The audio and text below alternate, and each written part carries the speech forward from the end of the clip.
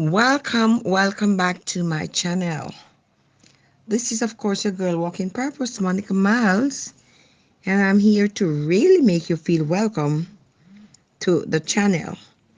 From time to time, I see your comments, I see your thumbs up, and I am very grateful. I couldn't do it without you.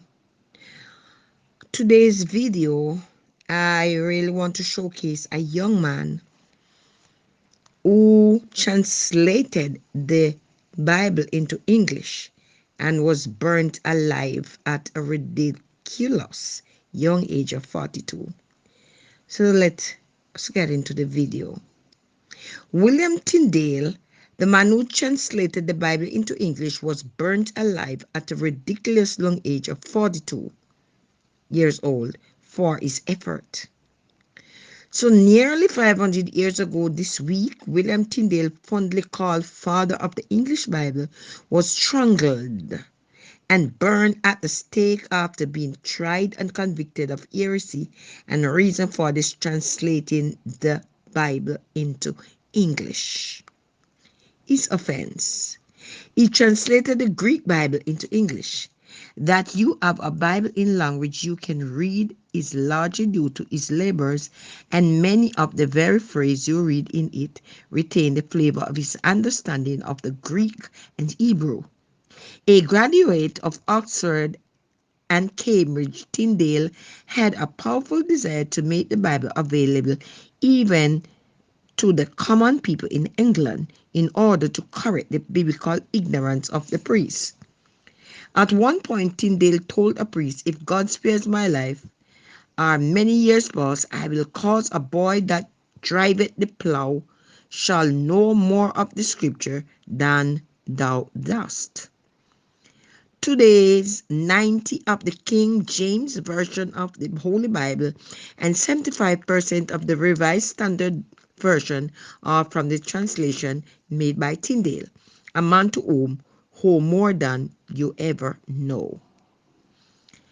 A nice dream, but how was Tyndale to accomplish his task when translating the Bible into English was illegal at the time? He went to London to ask Bishop Tunstall if he could be authorized to make an English translation of the Bible, but the bishop would not grant his approval. However, Tyndale would not let the disapproval of men stop him from carrying out what he seemed so obviously God's will.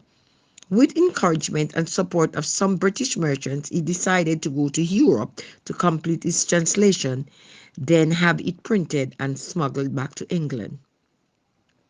In 1524, Tyndale sailed to Germany. In Hamburg, he worked on the New Testament, and in Cologne, he found a printer who would print the work. However, news of Tyndale actively came to an opponent of the Reformation who had the press raided. Tyndale himself managed to escape with the pages already printed and made his way to the German city Worms, where the New Testament was soon published.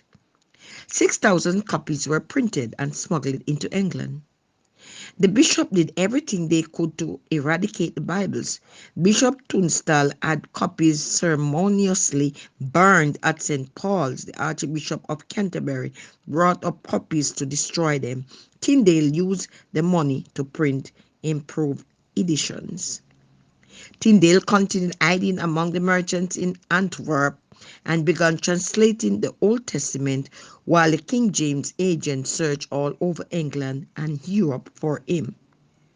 A copy of Tyndale's Obedience of a Christian Man fell into the hand of Henry V, providing the king with the rationale to break the Church of England from Roman Catholic Church in 1534 and 1535.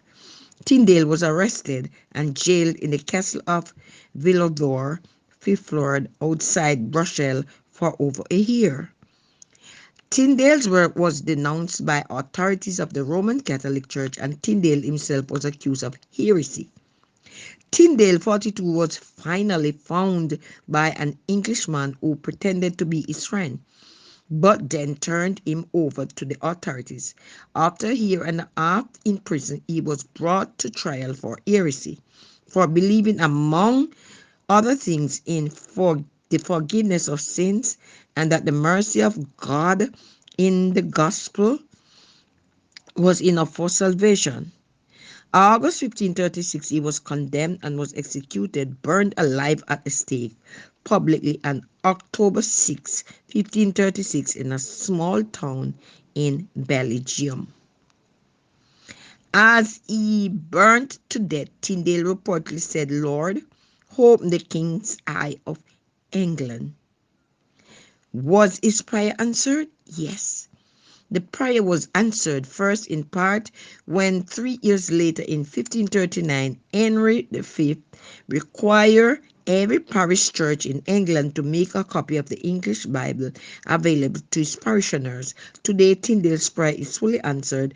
Not only are the king's eye open, but the Bible is a universal instrument. In 1611, the 54 scholars who produced the King James Bible drew significantly from Tyndale, as well as from translation that descended from him. In 2002, Tyndale was placed at a number 26 in the BBC poll of the 100 greatest Britons, but in heaven he surely would be before the preceding 25. A very important and interesting piece of history worth knowing and appreciating by all believers. I thank all of you for listening to this information regarding the King James Version. And I really didn't know that this had happened. But I thank God for this insight, and I am now sharing it with you. Please enjoy the video, and I would really like you to share it that somebody else can know that the man who had translated the King James Version Bible into English, his name is Tyndale, and he was burned to death because of his effort. God bless you. Shalom.